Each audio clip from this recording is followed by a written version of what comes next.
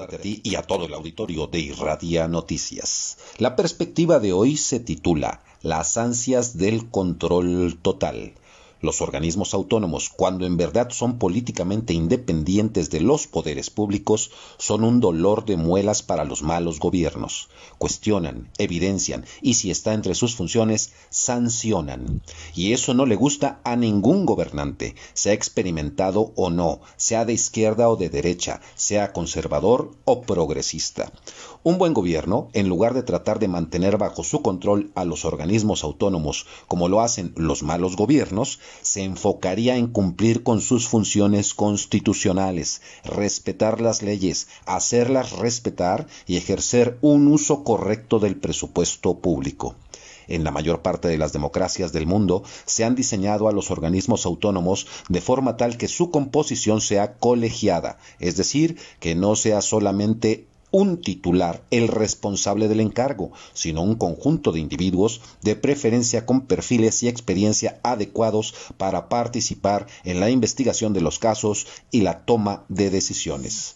También se ha procurado que el periodo que dura su encomienda no sea el mismo que dure el periodo de los poderes ejecutivos, sino que lo trascienda, para evitar que cada mandatario manipule los nombramientos y tenga en estos organismos a funcionarios a modo, fieles y leales, que no se atrevan a proceder en su contra ni cuestionen sus designios.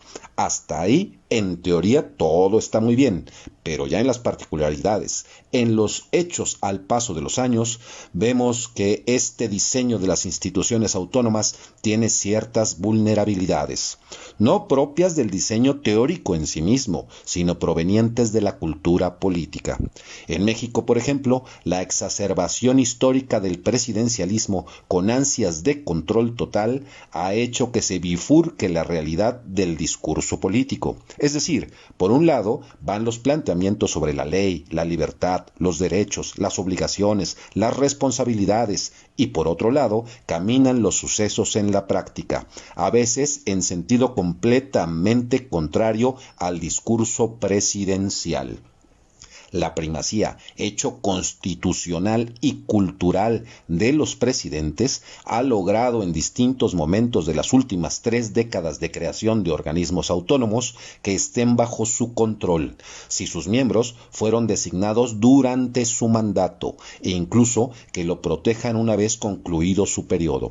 Sería muy inocente pensar que no ha sido así. Tenemos como ejemplos los casos de los órganos electorales, los de vigilancia y regulación de áreas estratégicas y telecomunicaciones, los de derechos humanos, los de fiscalización del uso de los recursos públicos y los de transparencia y rendición de cuentas. Ya en estos tiempos han entrado a la misma escena las fiscalías de procuración de justicia. Y bien dicen, como es arriba, es abajo. En las entidades de la Federación se reproduce el fenómeno de emulación del poder supremo entre los mandatarios locales, que en sus demarcaciones también buscan tener todo bajo su control. Los organismos locales autónomos, como cuando hacen bien su trabajo, se vuelven un obstáculo para ello.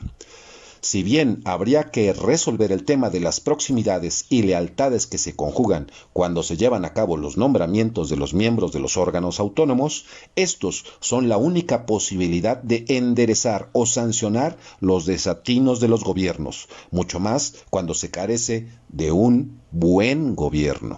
Y para iniciados, toda una joya, como le llamas tú, mi querido Teodoro, una joya, resulta el comunicado 0960 del Gobierno del Estado, por el que ya no sabemos si su objetivo es informar, que para eso debería ser un comunicado de prensa, o si es para atacar, descalificar y fijar una postura política contra el presidente de la Comisión de Derechos Humanos, ya que para eso debería utilizarse otro instrumento, como el de un posicionamiento público en una rueda de prensa. Por ejemplo, se les nota que de comunicación estratégica para gobiernos e instituciones no tienen ni idea. Sería bueno que al menos tomaran algún curso o un diplomado, pero parece que eso de prepararse en este gobierno de la estulticia no es algo que se les dé mucho, que digamos.